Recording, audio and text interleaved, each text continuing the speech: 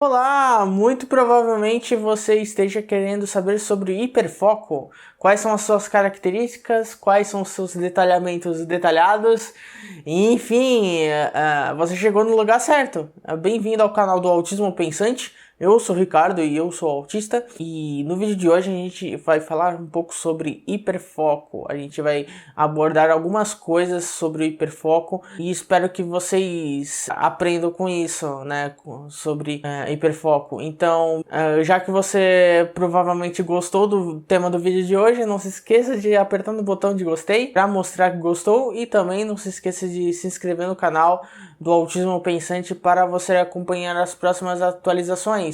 Eu falo de política, autismo e mercado de trabalho. Então é isso, vamos pro vídeo.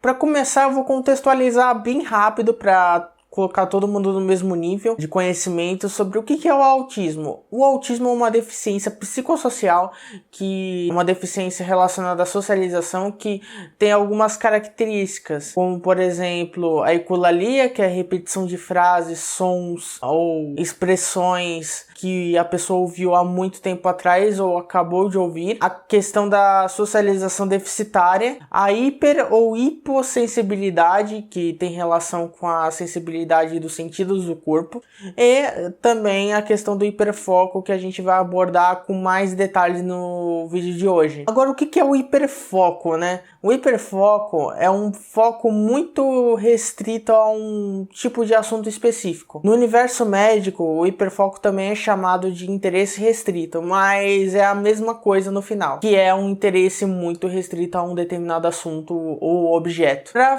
facilitar você sobre o que é o hiperfoco, eu vou dar alguns exemplos de hiperfoco, alguns dentro da comunidade autista e outros hiperfocos que fizeram ou fazem parte da minha vida. Tem o hiperfoco em jogos antigos, por exemplo, né, retro games. Tem hiperfoco em bandas de rock. Tem hiperfoco em política internacional. Tem hiperfoco em animes, né, desenhos, animações japonesas. Há hiperfocos em um assunto, uma disciplina específica dentro de um ramo acadêmico. Por exemplo, eu já tive hiperfoco em marketing digital. A ideia é, o assunto sempre tem que ser específico, não tem que ser genérico. Por exemplo, se você colocar um assunto como hiperfoco, ele até pode existir. Por exemplo, jogos. Mas quais jogos? Existem jogos de tabuleiro, jogos eletrônicos. Dentro dos jogos eletrônicos existem jogos RPG, jogos de ação, aventura. Então a pessoa pode até ter hiperfoco em um assunto genérico, só que ela nunca vai conseguir, pelo menos provavelmente, nunca vai conseguir aprender tudo sobre esse hiperfoco, tanto que, pelo menos no caso dos jogos, é uma indústria que está em constante desenvolvimento e tem sempre lançamentos todo ano.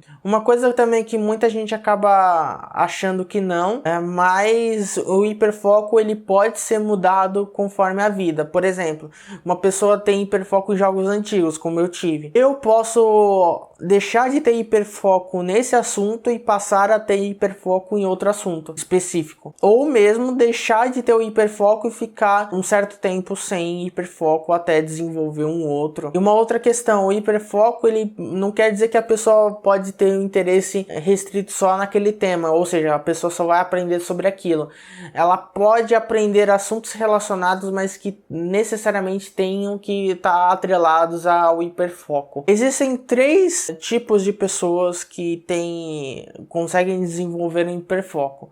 O primeiro é o caso dos autistas, o segundo é o caso das pessoas que são TDA e as pessoas TDAH, né, que respectivamente são o transtorno de déficit de atenção e o transtorno de déficit de atenção e hiperatividade. Agora, um tópico bastante interessante é a questão das vantagens e desvantagens do hiperfoco. Antes de entrar nessa questão, a gente tem que ter em mente que existem hiperfocos que são mais úteis e hiperfocos que são menos úteis, né? Aí você pode encaixar esse mais útil ou menos útil na parte pessoal, na parte acadêmica, na parte profissional, né, na questão de remuneração. Então, tem isso em mente. Agora, a vantagem e desvantagem. Eu vou começar pelas desvantagens, que a primeira é que, como o hiperfoco é um interesse muito restrito, a pessoa acaba assimilando bastante esse conteúdo, né, e esquece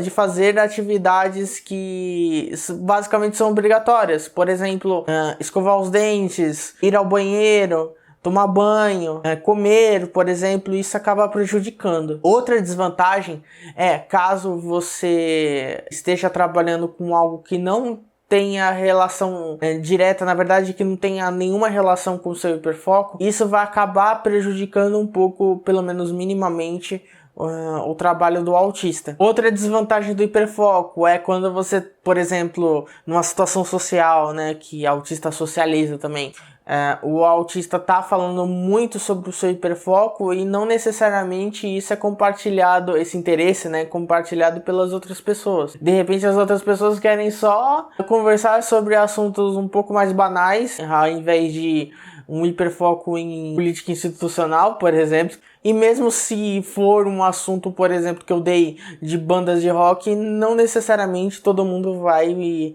ter o mesmo interesse de ficar conversando por longos períodos sobre isso. Agora, as vantagens do hiperfoco, né?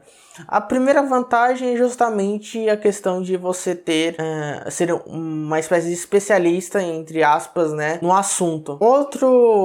Outro ponto que é uma vantagem para o autista é se o autista consegue encaixar esse hiperfoco para o ambiente de trabalho dela ou para o ambiente acadêmico. No caso especificamente do ambiente de trabalho, um autista que tem o seu hiperfoco de acordo com o seu trabalho vai produzir muito mais, vai desenvolver o seu trabalho da melhor forma possível, mais do que os outros funcionários normalmente. Já no ramo acadêmico é a mesma questão, é a questão da produtividade. Você consegue desenvolver mais artigos acadêmicos, né, porque você tem mais interesse e mais disposição para fazer artigos, para estudar sobre um determinado tema, por exemplo, a política institucional, né? Caso você esteja fazendo um mestrado, de repente, no caso o autista, em ciências políticas ou ciências sociais. E uma outra vantagem é caso você não use nem na questão profissional, nem na questão acadêmica, você pode fazer freelas relacionados a isso.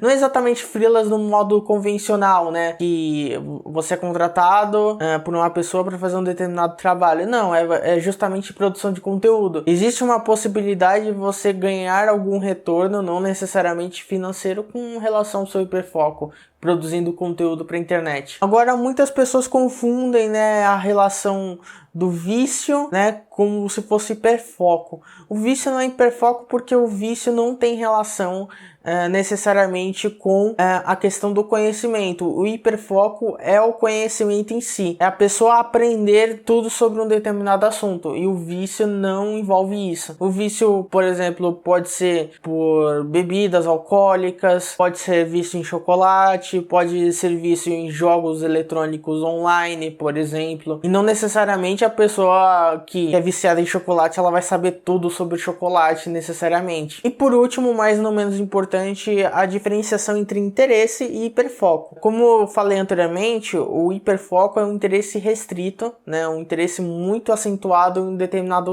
tema específico, o que vai muito além do interesse. O interesse, eu posso ter interesse, por exemplo, em saber uma coisa determinada dentro de um campo específico.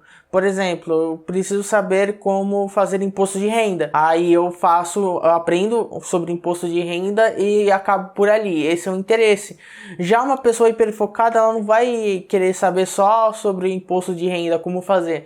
Ela vai querer saber sobre como foi criado o imposto de renda, quem criou, né, em qual época que foi criado, se há muito número de inadimplentes, por exemplo. A pessoa vai querer saber tudo sobre um determinado assunto, não só a questão da aplicabilidade, né? O hiperfoco é um assunto bastante interessante. Eu posso fazer vídeos mais pra frente falando outras coisas sobre hiperfoco, mas esse é os principais pontos do hiperfoco. Levando tudo isso em conta, Deixa aqui nos comentários abaixo, comente aqui embaixo se você é autista e tem o hiperfoco. Se a questão do hiperfoco te atrapalha ou não atrapalha na sua vida pessoal ou profissional. E se você, caso você for um neurotípico, se você tem um filho autista, você conhece alguém que seja autista ou algum parente, por exemplo, se você identifica a questão do hiperfoco no autista, né? Por exemplo, se a pessoa fala muito sobre um assunto, então deixa aqui nos comentários. Não se esqueça de se inscrever no canal para continuar acompanhando as próximas atualizações. Eu falo de política, autismo e mercado de trabalho. Então é isso, espero ver vocês na próxima. Até a próxima. Tchau!